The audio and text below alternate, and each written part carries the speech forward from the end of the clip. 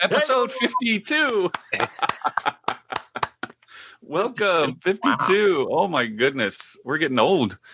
Oh, I'm 55. Speak for yourself. 52 is not that old, right?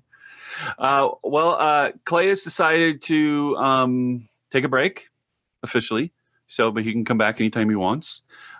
Dave is out. He went camping and he lost his voice. And this is a podcast, so you have to be able to talk, right? Found a replacement. So we have a guest, and his name is Dean Ricca. Very accomplished person all around in many different areas, and he's going to join us today. Am I forgetting anything? No? I keep forgetting. Remember last episode I forgot to the countdown I did? I forgot the countdown. You forgot the countdown. We forgot the countdown this time too. Oh, that's right. So let's do it. Let's do it. We have to do this again? Okay. No. We're not going to do it again. We're just going to do the countdown. Okay. Why don't you do it, Wulf? You're good at it. Okay. Here we go. 5, 4. Yay! Yeah. Okay. Hey. Like, we didn't do shirts. Well done. Shirts. We have like no traditions whatsoever anymore. Anyway, so all about Mr. Dean. So you have done a lot of things in your life. I have, and life has done a lot of things to me. You're an actor. Yes. You know what I didn't know about you was warm-up guy. Do you know? Yeah. I don't know if the audience knows what a warm-up guy. Wulf, do you know what a warm-up guy is? Are we talking like somebody who warms up an audience before a stand-up comedian? Or TV show. TV show or opening. Okay, got it. Yeah. Tell me about that. How did you get into that? Well, it's the weirdest thing. My family visits all the time from other states and stuff. And I had some family visiting from New York. And they'd never been to a sitcom before. And I thought, oh, it's great. I'll take them to whatever sitcom I can take them to. And all the good ones were taken. There was no seats for this particular week. And I got a show called Nurses. I don't know if you ever remember that one. It's on NBC. Mm-hmm. And we got, general seating. And we were standing outside of it was like Sunset Gower Studios, I think. And we're standing on the street outside, and every 5 minutes, another bus would pull up, and 30 or 40 people would get off and go straight into the studio. And I kept looking at my friends going, I don't know about this, because, general seating, they don't particularly guarantee your seating. And if you look back at the line, we were at the front of the line. And if we look back at the line, there must have been, I want to say 90 people standing in line, and we were in the first 3 people. And so finally we waited and waited after all these buses had loaded, and a girl comes out, and she basically says to us, she goes, 1, 2, 3, come on in. I thought, well, that's bizarre, only allowing 3 people in at a time. And we got in, and the entire audience was full, except for 3 seats. So I said, the cousins were right down in front. So I said, you guys go down in the front, I'll take the 3rd seat. And the girl came up to me, she said, I'm so sorry, we miscounted. There are no seats left. She said, but if you want to stand up here in the back, you can, sure. And I did. And there was a female warm-up for the show. And she was fantastic. So outgoing. She had a wireless mic, and she would run around in the studio audience, interviewing people and being very funny and improving. And every time she'd walk past me, she'd stick the microphone in my face. And I'd have some sort of sassy thing to say to her. And then she'd go back to somebody else. Every time she went by, she said, so what do you think, Dean? And I would, throw something at her. And later on in that evening, one of the the host came up to me and she said, "Are you a a warm up?" And I said, "No, but I always wanted to try it." And she goes, "Well, I know that designing women likes to change their warm up every 3 weeks." I went, "Oh." So I called, I forgot the name of the production company. Diane English or whatever, I can't remember. Anyway, I called the production company. I said, "Who's in charge of your stand-up? Your warm-ups?" And they gave me the name, and I contacted her. And she was leery at first when I said I'd never done it before.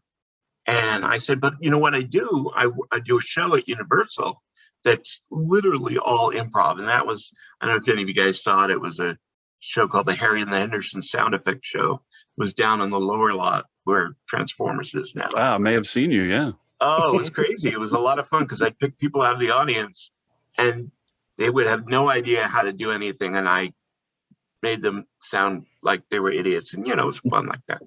How many different shows have you done? Just one. Just the one? Just Okay. the one. I Now, almost there's something on here. I almost Sorry. did Major Dad. But the guy that was sick came in anyway. Oh, shit. It also but, says 40 stage productions. You've been in 40 stage productions? Easy. Those are the ones I can count. All the parts? Like, what all the parts have you played? Like, and what, like, Guys and Dolls or... No, but I've never done Guys and Dolls. I always wanted to. Were you one of the dancers in a chorus line? I mean, like, what yeah, I was the floor in a chorus line. I was the entire line. It was horrifying.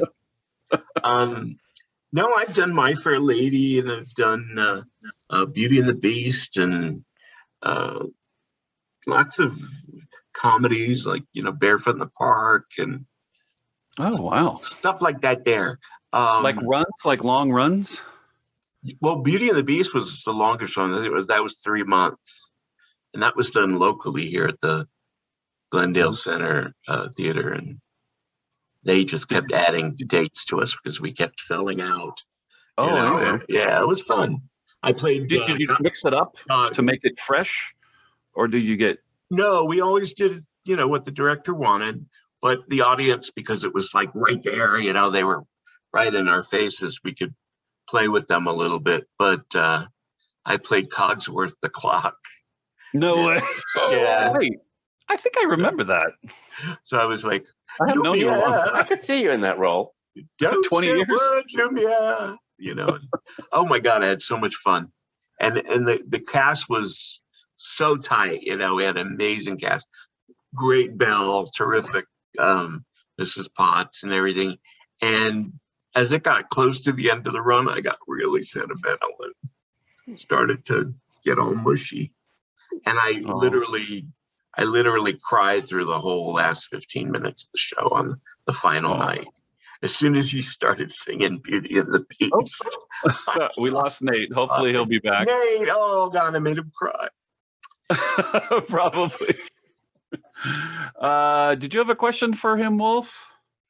Oh, let's see here. We had regarding the acting before we move on to the next. We're going for the acting. Do you want me to just read these out? I could do that.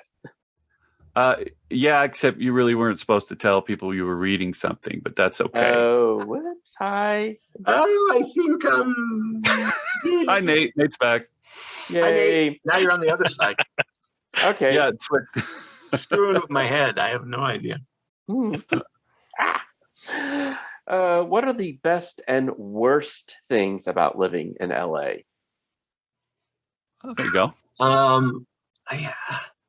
Well, obviously, most people say the best thing is weather. Although we live up in the valley and it does get bloody out in the summer. But just the ability to, go down to the beach and then literally turn around and be an hour and a half from the snow. That happens, a few times during the year. The worst thing is, as most people will say, is the traffic. But as the homeless situation is so bad. It makes me very sad. But I'm very encouraged by what they're doing. Up here in North Hollywood, they just opened a mini tiny home encampment. They built all these homes right near me, actually. And it's got everything. It's got showers and they help with mental counseling, and they try to help get people get jobs and everything. So it's a very encouraging thing. But it's people always say the people in LA are kind of cold, but I don't find that to be true. I mean, there's nobody from LA. Everybody's from right, somewhere everybody's else. from somewhere else. So if the people are cold then or not friendly, then it doesn't make any sense because they're from somewhere else. I never got that.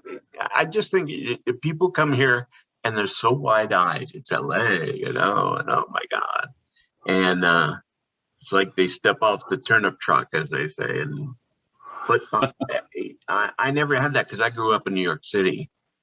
So I went from New York City to Phoenix, Arizona for a while. God, the biggest podunk town in the world. And then to LA. So it was like a pop up because I got my SAG card in Phoenix, which was very hard to do. Oh, wow! Because usually they cast people in LA and then drag them over to Phoenix. So yeah, it's true. So many actors working in Phoenix were from Los Angeles. That's crazy. Until like a plane. Well, we could talk for hours, but we're going to move on to Warner Brothers. That's where my heart is. Yeah. So, yeah. What did you start out as a VIP tour guy with the little cart, or did you do something else? I actually was, like I said, I was working at Universal, right? And I had done about 8,000 of those Harry and the Henderson shows, and I was like, oh God, I'm done. I can't work here anymore. And so I said, well, I'll go to Warner Brothers, where I always wanted to work in the first place. And I went and I interviewed, and I was like the only person they hired for the summer. That's how small the tour was at that time. So it's one person added on. And the tour got bigger and bigger every summer until when the head guy retired, a new guy came in, and he was gung-ho, man. He was all about getting that tour up and running, have more tours, la, la, la. And bam, the place just exploded. That's exactly right. Hey. The dog days of summer. It was. And the VIP thing, it turned out when I said, everybody's really into this tour. Did you ever think of doing a tour that lasts more than an hour and 45 minutes? Something that people can be immersed in? He said, well, set up what do they call it? Anyway, tell me what you think. Proposal, yeah. Set up a proposal and we'll check it out. So I came up with all these ideas of having people visit working sets or go into the sound department and blah, blah. And I had to literally knock on all the production people's doors and everything. And I said, what would you think about this?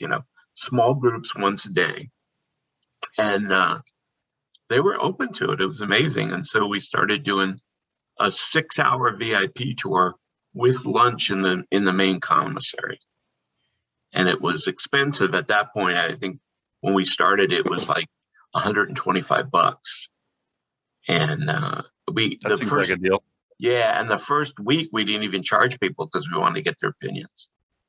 And and I was the only one that did it. And then we added a few more people. But wow, so many different experiences just doing that tour. I mean, I got some questions for you. Yeah. Worst, you don't have to say who they were, obviously, but worst celebrity behavior. Oh, I won't say his name. Say what the behavior was. Not that. I won't say his name, Eric LaSalle, but Scandalous. when we were doing ER, in stage 11, for some reason he hated the tours, hated them. And we used to drive by a lot because we were hoping to see George Clooney or somebody. But when he was outside, he would like run and hide or put his hand up by his face. And it's like, I wanted to say, no one cares about you. That's not why we're here. But he called the main tour guy and he said, I don't want the tours near the soundstage anymore. And because this guy was kind of frightened of productions, before we had a lot of backing, he not only stopped us from going in front of ER, but within 3 sound stages all the way around. Oh my God. So we had to bypass this big area just so this guy could, not wet his little pants, And it really ticked me off. I thought, if you're an actor and these are the people that watch your show and really gave you your money basically and handed it over to you, you should treat them better than that. And they're not there. We didn't have cameras at that time. They weren't allowed, so they weren't taking pictures of you. They just wanted to say hi, maybe shake your hand, whatever. But this man wouldn't take it. Juliana Margulies wasn't a peach either, but most of the cast members was great. Awesome. All right, we're going to skip ahead. Oh, did I say too much? I shouldn't have said anything. We need to move ahead. You have a lot. We could have your stories forever. I could totally tell. Yeah. But then somehow that didn't, I remember, wasn't so great, leaving you. Well, it got to the, you ended up in Universal. Yeah. Tell us a little bit about how you got involved in the wand shop at Universal. That was interesting. I left Warner Brothers, and I was unemployed for about 2 months. And then I heard that they were hiring tour guides at Universal, and I had been a tour guide at Universal before I went to Warner Brothers. And I called the exact same guy that had hired me in the first place, and he said, "Yeah, we'd love to have you back." And cool. So I was a tour guide and a VIP tour guide for a while at Universal, and I got to watch them build Hogsmeade and Harry Potter. Ooh. And I thought to myself, well, I would love to work in there, but I don't know of anything that I could do in there. And I didn't know. I had never been to the one in Florida, so I had no idea what characters there might have been in there. And people said, "Oh no, you'd be great doing the Wand Keeper, man. If you could do a good English accent, you'd be wonderful." And then another one said, "Oh yeah, they have a conductor too, a train conductor." And I auditioned for both of them and got both of them. So I'm a double whammy over there, and I've been there ever since day one. And I love it. I wanted to. Well, let me. One of the guys, Nate. Why don't you ask him a question regarding Harry Potter? Well, yeah, I mean, I've done some theme park work myself, and I know that it's it's certainly challenging, and staying in character is something that's universe building and so in your face and interactive. Yeah. How are those super fans for you, man? I mean, I came from the Disney side. I can only imagine how that Harry Potter fandom's wild. They try to stump you or put you on the spot. Like, you'll have like this little kid will come running up and he goes, "Where's Voldemort?" And I'm in shock, and I go, "Don't say that around here, And then if they keep repeating it, I said, "I could have you removed from this town right now," that type of thing. And if their mother is there, they'll say, "Please, you have reared such a horrible child." But I've had some really interesting, beautiful moments there, more than anything. And Warner Brothers, because they still have control over Harry Potter, they're incredibly tight on character and not breaking anything and not mentioning other characters from the movie or the book. I mean, the guests can, but you can't say anything. Like if they say, "Where's Harry Potter?" And I'll say, "I believe he's just up the high street there. You'll find him in the school," And but that's all I can say. I was like, "Have you met Harry Potter?" "I have not had the pleasure of meeting Mr. Potter, But if you go up High Street, you might find him in the Skill. You have to kind of deflect. Yeah. Now, I have a question. You helped them pick their wands, so they had as the wand keeper thing. Yeah, that's a show. It's a show. It's a very intimate, small show. I don't know if any of you guys have ever been through it. I've been there, and I tried to find you a couple times, but you weren't there. So, but I've never seen there's so many people that work there, and it's everybody's scheduled early, late, whatever. But with the wand keeper, it's they take you into this kind of tiny room with all the wand boxes everywhere, and then somebody says, your wand keeper will be with you in just a moment, and then they give you the no flash photography thing and blah, blah, blah. And the wands are very sensitive. So please, no spells other than the people who are being chosen. And then they literally open the libraries, of wands door. And the whole wall opens up, and they walk about 30 people into this tiny, incredibly dark room with just one little lamp on the desk. And then as the wand keeper, I welcome them and say, there's a very impressive. Well, no wonder I missed you. You were in the freaking wand room.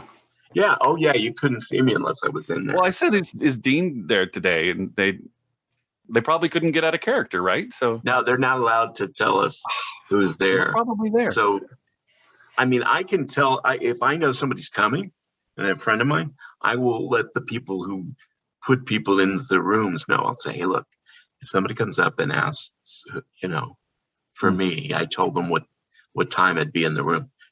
They're going to tell you I want to be in room B, because there's 2 rooms, A and B. And that's how they would get in and see me. So I had a lot of friends coming that way. Oh, my goodness. Mhm. Now, we don't have a lot of time, but real quick, you said you've had some health issues. Because on Facebook, it looks like you were really close to death. I actually did die. You did die. Yeah, and they brought me back very quickly, but I was on every machine you can imagine to keep me alive. And Rick, I had a DNR, do not resuscitate, and the doctor came to Rick and said, this is his DNR. If you don't reverse it, we can't help him. He has to be let go. And Rick was like, no, you're helping him. I'm going to reverse this. And they put me on what they call an ECMO machine. I don't know if you know what that is. It's usually a machine that they put people on when they're just vegetative state and they want to harvest their organs at the end. So they have to keep them pumping. But I was on dialysis. I was on all sides tubes down my throat and my stomach. It was crazy. Everything went bad after an open heart surgery to put a mechanical valve in my heart.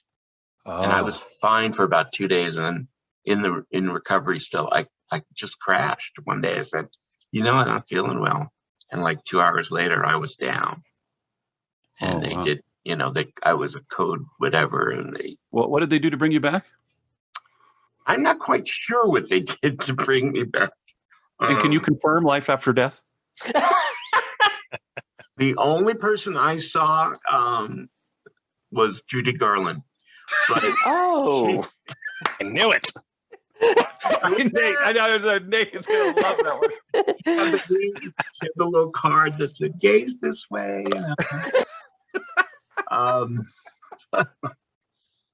But no, there was no life after death for me. There was life after life. I had to have. It's funny because I woke up and I was like, what the hell happened? I couldn't say anything, but I didn't know what happened. I didn't know how much time had elapsed, which was a couple of days actually. Rick was talking to me and I couldn't say anything to him, and my eyes were just tearing up and I had no idea. And I was on so many drugs I couldn't even write on the dry erase board, ask him a question. And it took me weeks before I could even communicate to people. Oh my God. Yeah, it was just insane. I'm I such a laid- terrible friend. Yeah, I really am. I don't keep up with people. Well, a lot of Anybody people out there, I'm did. so sorry. I'm just a terrible Most friend. people didn't know what was going on until Rick put up a GoFundMe, for me, and I had a few visitors, but I think people are kind of scared of the ICU. They don't want to see their friends all hooked up to machines and stuff. So I can understand that. I'm not really a fan going into ICUs, but I was in there for 7 weeks, almost 6.5, 7 weeks. Wow. All right, no more masturbating. Now, It's too much of a strain on your system. well, even if I wanted to, I really didn't have any privacy in that room. The nurses go crazy, right? The machines go, Every what's 5 going on? minutes, We come in. every 5 minutes they were in there, And All right. I had to, Thing in your yeah. Well, we got to move on. Now, we're bears, right? And 20 years ago, we did this little movie with Kevin Movie, Bowe, yeah. remember? Called A Bear's Story. Oh my God, I still remember people in that. Yeah, I know. And then it was crazy because, wait, what's going on? It's Mary Pat Bowe. Oh my God.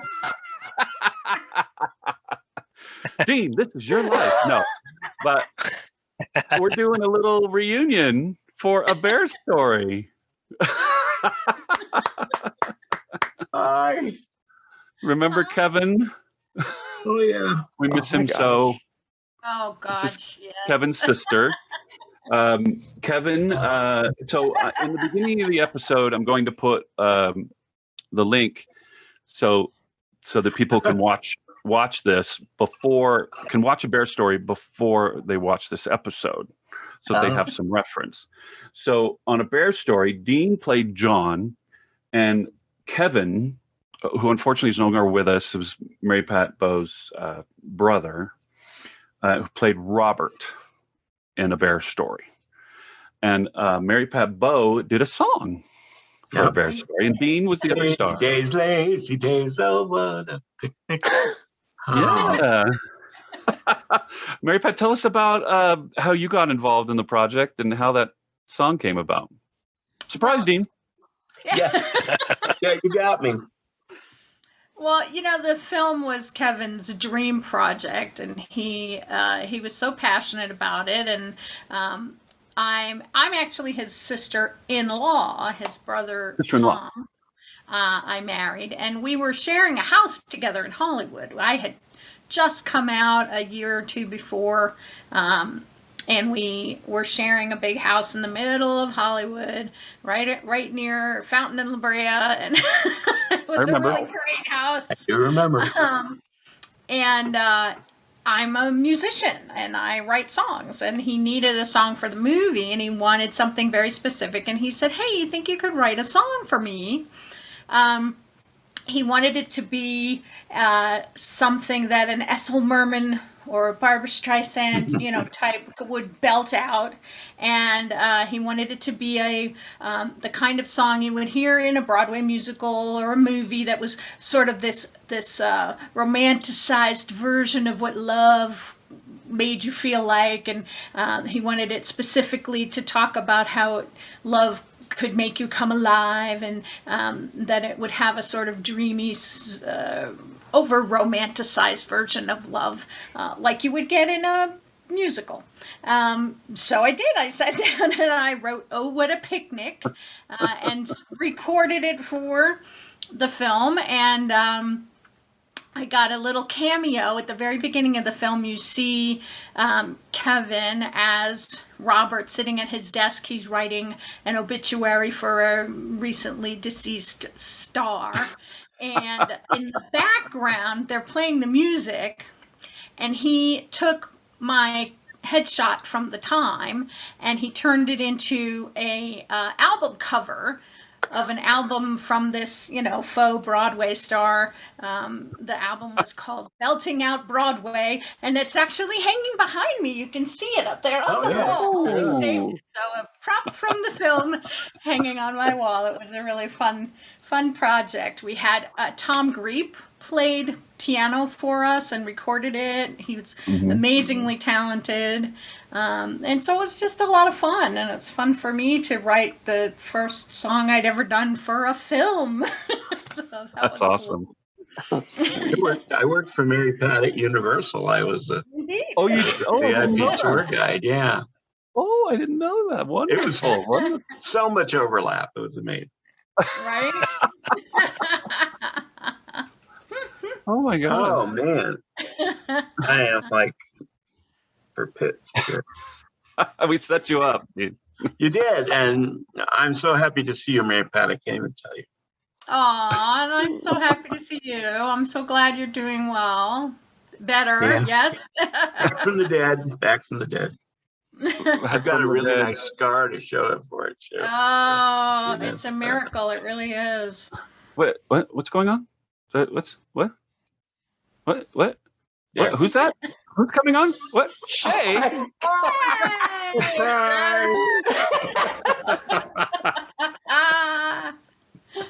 Woo, so Shea played Chris in A Bear Story.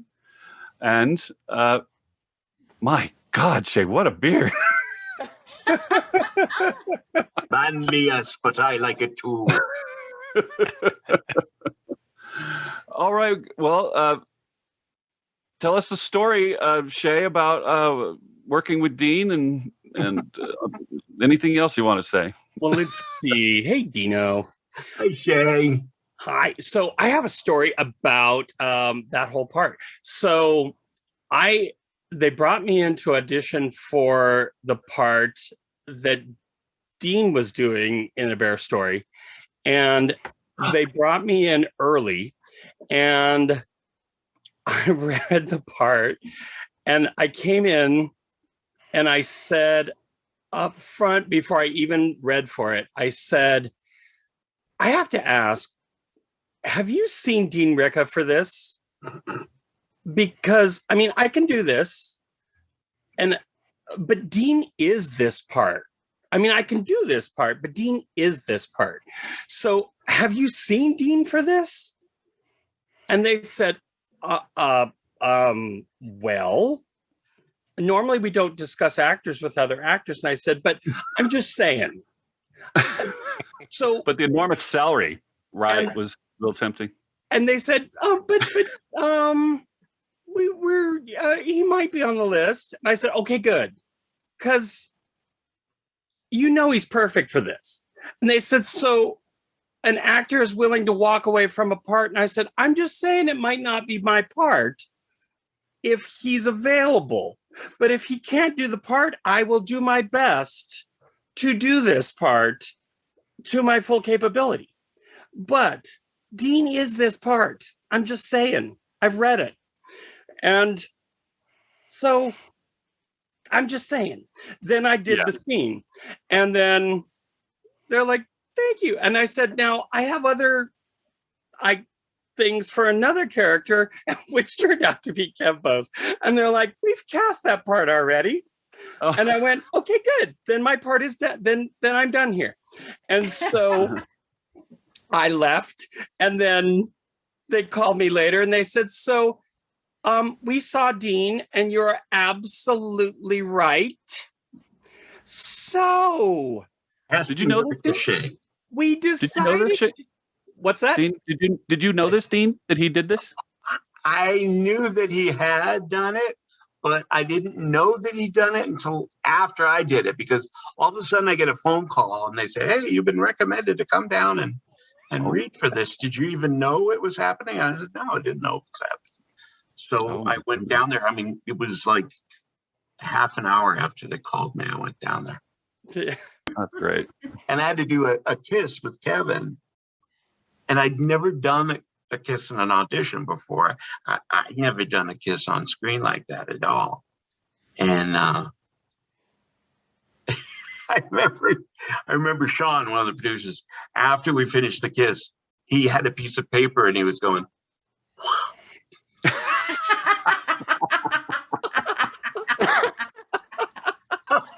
And I thought to myself, I think I got this part. I think I got the part. Yeah. Great. And then Shea, you ended up being on the couch in the room. Well, yeah, then they called and they said, we decided because you were correct on that we wrote in a part for you.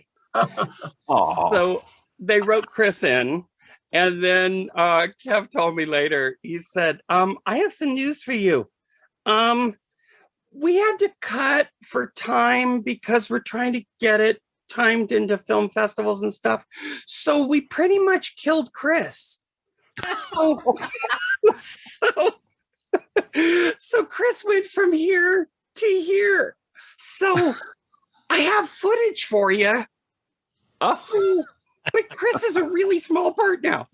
And I was like, thanks, I'll take the footage. So the footage was completely different than the end product, but Chris was in it. And it was sweet, and I got to work with my friends whom I love, and it has a special meaning now to Dean and I and anyone who knew Kev Bowe, beyond what it is. And it. And you got ice cream. Remember? We got ice cream. Yeah. Who wants ice cream? At 2 in the morning. At 2 in the morning, we ate ice cream, or 4 in the morning, or whenever it was. Oh my God. Yeah.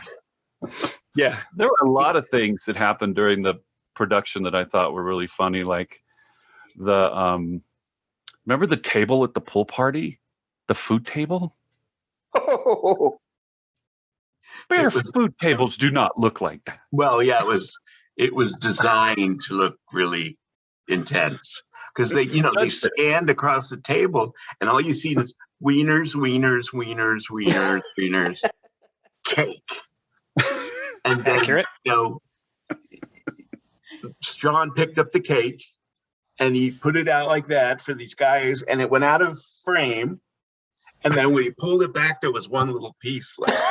It was like a piranha taking it. Goes, "Oh, we need more cake." And he went out. That was the funniest thing, man. I just died.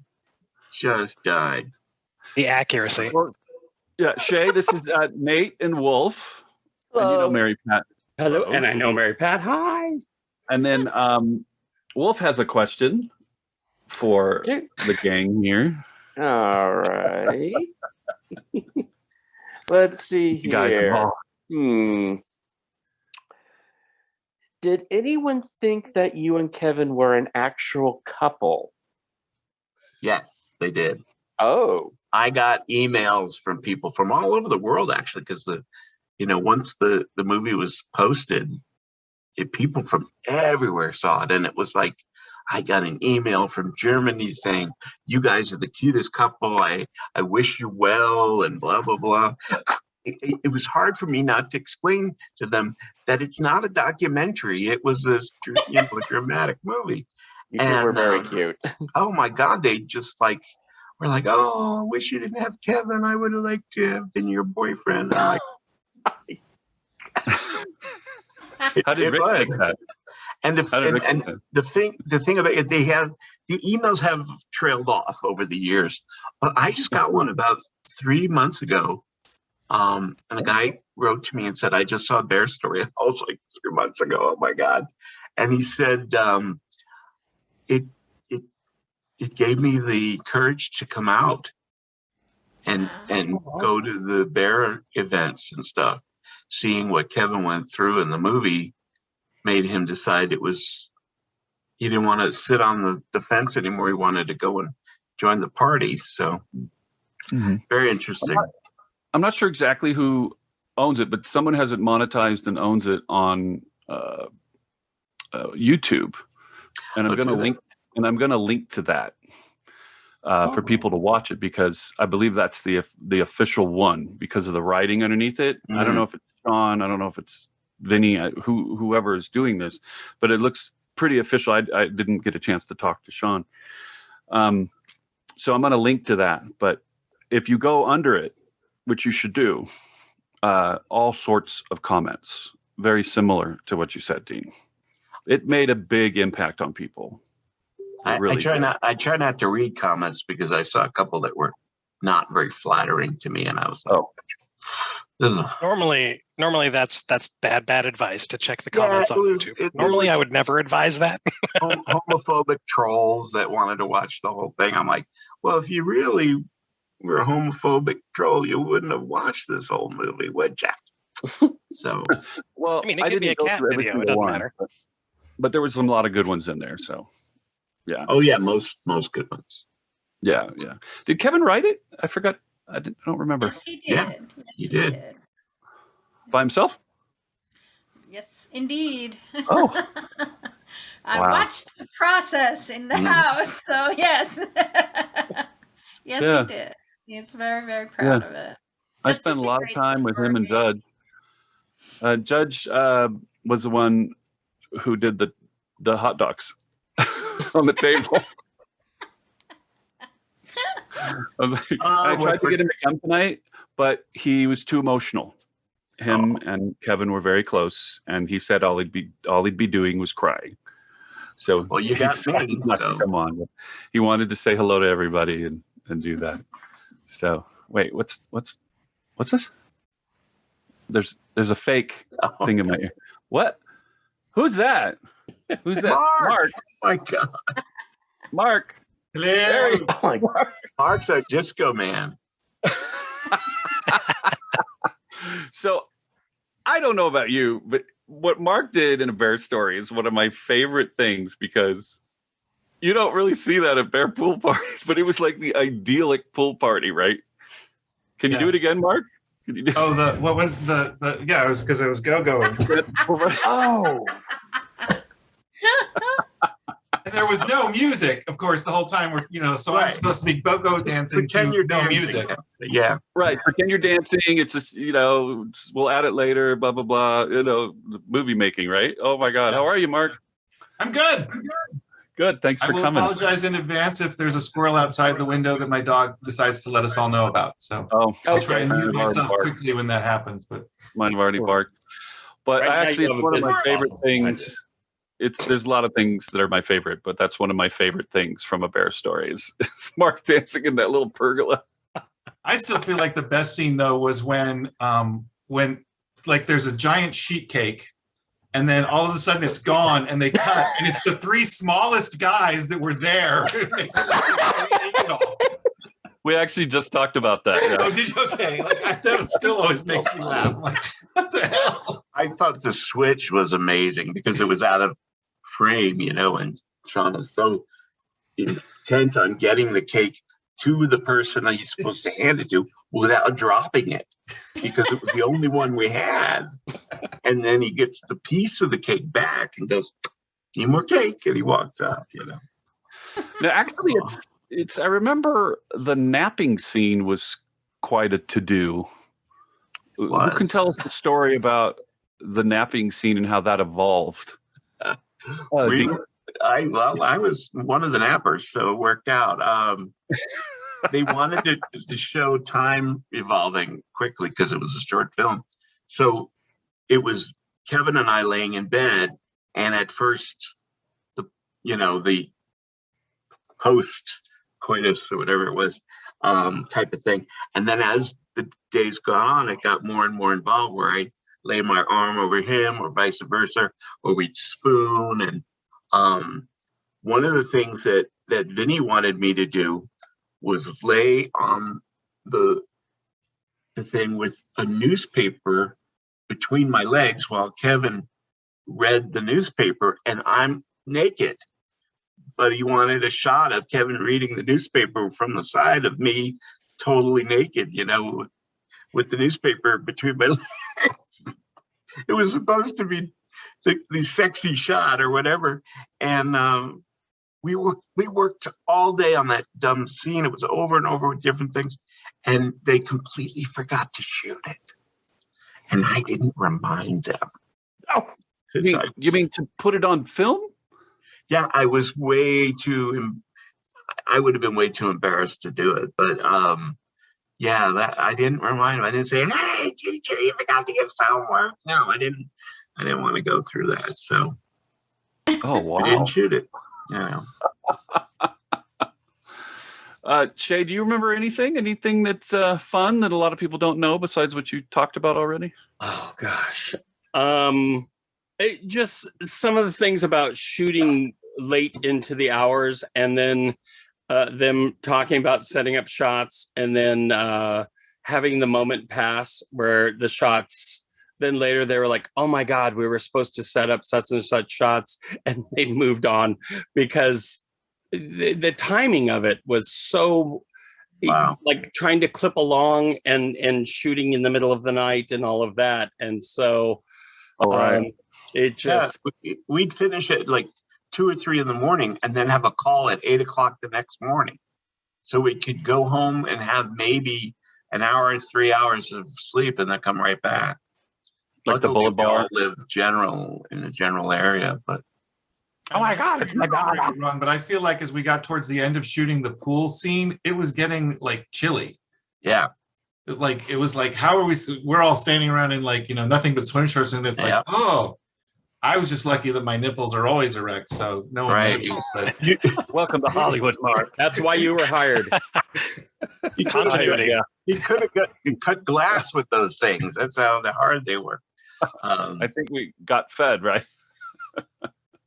well, somebody got sheet cake. And I never got any. That's Oh, the star didn't get any. Oh no. I remember an all-day shoot at our house. They used our house for several things, and rearranged stuff and decorated it. And when it came out, the film came out, I was like, "Damn, I live there! Wow!"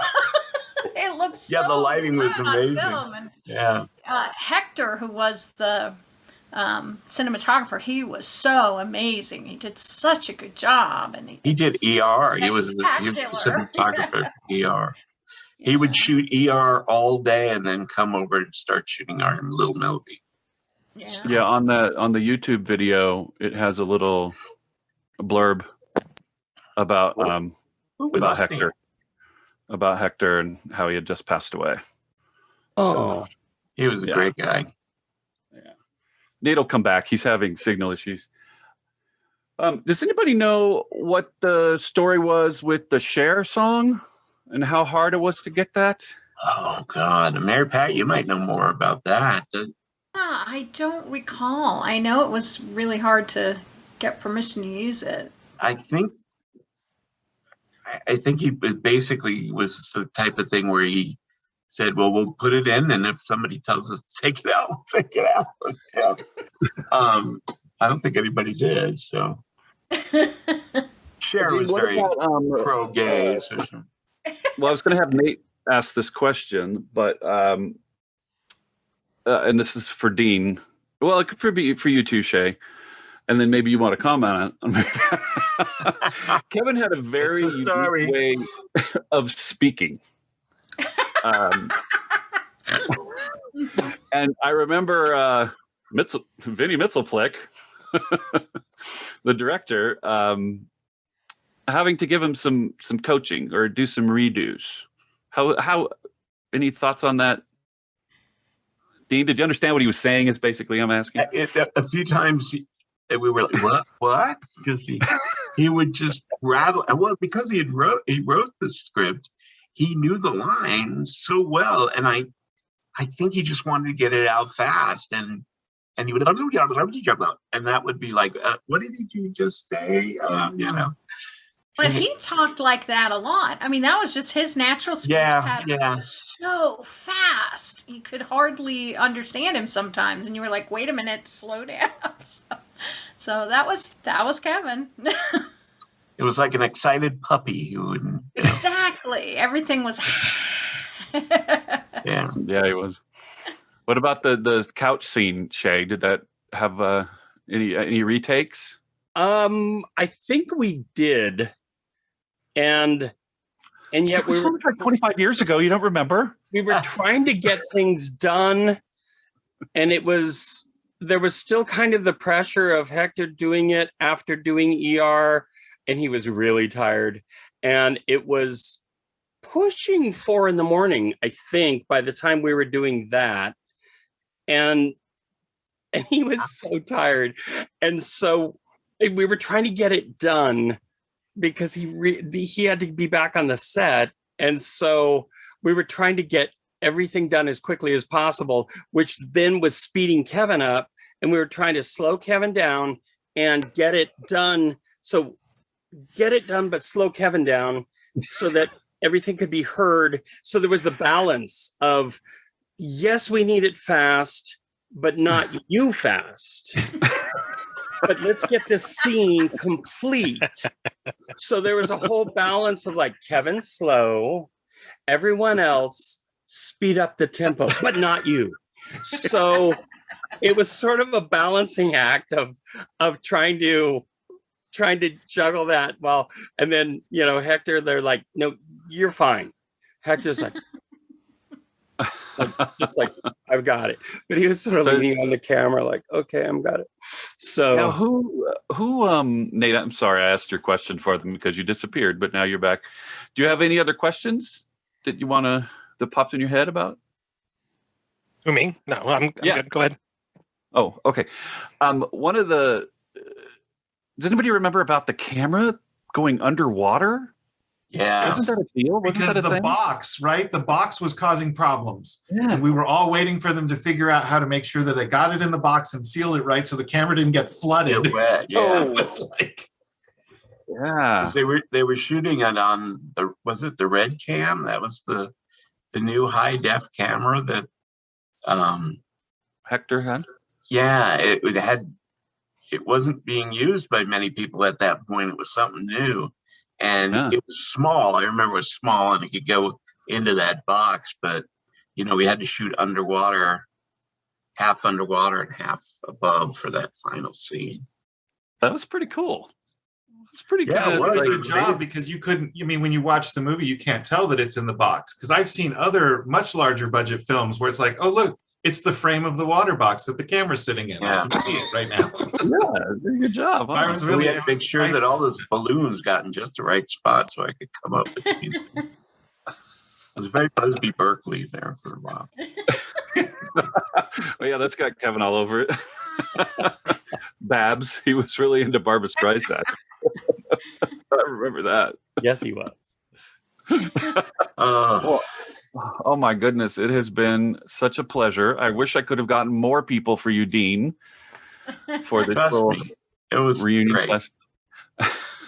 Well, good. And I would be more than happy to come on anytime you want and chat with you guys. Oh, wonderful, wonderful. Really and I fun. want to hear more from Shea, and Mark always is a fascinating character. Ever. Well, and Dean has such a great career. That was one of the things when first showing up, you realize like, okay, this isn't just like a bunch of people shooting on a VHS camera in someone's backyard and saying, let's do a bear movie. It was like, there's legitimate talent here. I've seen him sing on stage. Oh, that's right. You have. That's right. Oh, one of his stage productions we talked about earlier? Which one was Because I it? saw you in Beauty and the Beast. Oh, okay. Cool. Yeah, And I feel like I saw you before that, but I'm older now and I don't always remember all of the things. Welcome to my world. Yeah. Yeah, I had to like speed. There's so much to talk about and so many great stories with Dean. And then it's like I had to speed it up so that you guys could come in and we could talk about a bear story. It's like, oh my God, am I going to be able to pull this The off? Bear Story will always be my first, and then I got to be in Bear City 3, so I've done 2, and it's fun. There you go. There you go. I was never asked to audition for any of those. That's But okay. I'm not bitter or anything. I was one Our of the last- few. I was one of the few extras that didn't have to pay for the privilege of being in the movie. Oh, Hey, to play? oh, Yeah. good to know. That's the fan. I don't know, Mark. Maybe you shouldn't have said that. Oh no, it's. I mean, it's people who wanted to be in it. I think. I mean, if it wasn't for people paying, I think. What's the the one we had here in LA for so long? Oh, you mean donating to make sure the movie Bear happens. Story, right? Yeah. Not Bear Story. Oh, are you talking about the web series guys? Yeah. Yeah. Where the you bears donate, are. Where the Bears Are. Yeah, thank Where the you. Bears Are, yeah, And yeah. they would do that where you'd pay and then be, oh look everyone, it's so and so because he's just donated money to us. We want to make sure to feature him. In Oh, it's like auction off a cameo kind of thing. right. Oh, okay. I mean, Yes, it's that not- it's happens a not lot cheap on to the make small movies and productions. stuff. Absolutely. But I don't know if you know this, but the last episode was a roast of Doug Langway. Was it? From Oh, Bear City. yeah, I didn't actually. I'm So- not a huge watcher. I don't know. Like the kids always turn me on to things because I work at a university with a bunch of students. So I end up watching things like, Planet Unicorn, which all gay men should know about Planet Unicorn. And I'm always surprised when I meet someone like, you've never seen Planet Unicorn? You need to see Planet Unicorn. Uh-oh, we're You behind. need to We're see behind. Planet Unicorn. It's Where hysterical. can I see this? Bunch Well, of college kids got me turned on to it. I was like, wow. Any closing thoughts, Mary Pat Bowe? Thank you for Kevin coming. would be delighted to see everybody here in one spot, and I know he would love to participate. He would love to say hello to you all, and thank you so much for remembering him and remembering that film. And, I know he'd be really pleased. I know he was so delighted to work with you all, and Dean especially, you did such a good job, and I know he was really proud of the final product. So bravo, everybody, and thanks for remembering him. Oh, yeah. Rick and I plan to go and visit his little spot in the Hollywood Forever real soon. So Yeah. I'll say hi for you. Oh, I spent 7 New Year's Eves in Vegas. So Kev Bowe's always with me or in my mind or in my heart. So,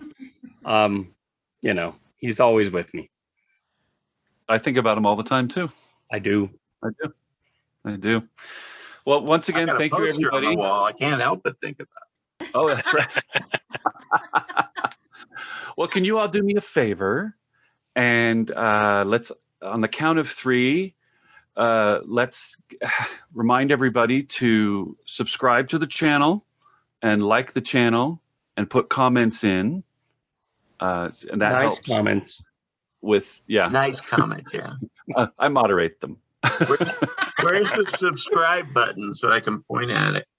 The subscribe button will be. Oh, it's on top of Shea. Yeah, it's different for everybody. What you guys see is different. I got Mark on the bottom, so it'll be down on the bottom somewhere on the bottom right, and you hit subscribe, and then you hit the all for when so the next episode you get notified, and then you hit like. I will do that. Smash the like button. All right, everybody. Thank you. Thanks, Vito. Thank you. Bye. You guys were fun. Awesome. And Thanks, you. everybody. Thank you. kisses. Big Made hug. my day. Talk to you all soon. All right. Bye-bye. Subscribe and like. There you go. Subscribe and like. Definitely. All right. Well, I'll cut it off.